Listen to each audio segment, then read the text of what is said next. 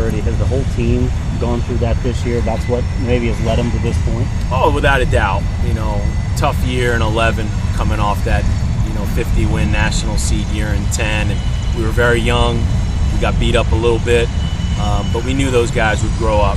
That's the benefit of going through tough times is you get a chance to be an older player. It'll be here before you know it, and so their sophomore year, they win the Big East, they make it to the regional finals against Arizona, and now most of them are juniors with those 3 seniors, and we have an old, experienced, battle-tested group. So it's, we don't have a lot of time in college baseball. We're going to lose a lot of these guys in this junior class because of the way professional baseball is set up. So as coaches, as I always say, we got to throw them to the fire, and they got to grow up quick.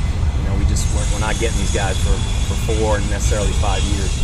What did you tell your team before the game Saturday, knowing what the win would be? Saturday is one of the few times when we do our signs in the outfield where I just go over the indicator and I just say, let's go out and win a championship, because they've been working for it all year, and as much as we try not to talk about those things, at that point, minutes before game time, it's what's on their mind. So why not address it and say, guys, let's go out there and win a championship. And it was very enjoyable as a coach to watch those guys dogpile. That's something that will never get old. It's part of baseball, and it's a tradition here, and it's something that these kids take great pride in, adding to the list of what we call dog piles, or great dog piles, or memorable dog piles, because they're all memorable for those kids. Those kids will take that memory with them for the rest of their life. How much do you vocalize to your team the importance of this week in the tournament, considering you may not have done enough yet to host the regional? Yeah, it's let's turn the page. Congratulations, very proud of what we did. Everybody got the day off on Sunday, but now we turn the page and let's get back to playing great baseball. Let's not get ahead of ourselves with hosting regionals and national seeds, going to Omaha. We got to win the first inning against UConn, Wednesday night at 5 o'clock. So let's do what we've been doing the last month, and that's been concentrating on playing good baseball, and we'll let all that other stuff take care of itself. Teams always have a kind of a tagline heading into a season. A couple of years ago was the energy bus, and I couldn't help notice that it's still on the clipboard. Yeah, it's you can't go wrong with energy in baseball. I mean, it's a tough, long, grinding type of season, and usually you don't have enough energy on a baseball team. Now it's hot.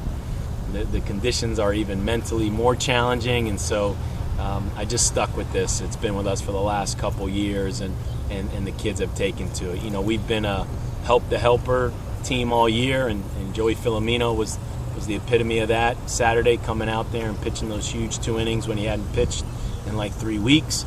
And then we've added the toughness mantra the last month, making sure that we're mentally tough enough to handle the grind of the late season. So, we like our slogans, our sayings, our things that kids can relate to, and they seem to enjoy it. You mentioned mental toughness. The team confidence has got to be sky high right now. You got to love that going into the conference tournament. I know you got to feel like you can beat anybody on any given day, but like you also learn from a college baseball season is you can lose to anybody, just by not playing good baseball. Starts on the mound. We worked on bunt defense today. Got to defend. Got to pick up those bunts and get it out. Got to do the little things. And in postseason play, it's 3 things: throwing strikes, making routine plays, and getting a timely hit or 2. Sounds easy, but the teams who can conquer those 3 things will usually come out on top. How important is it this time of year to make sure that you're getting good starting pitching to get yourselves out to a good start?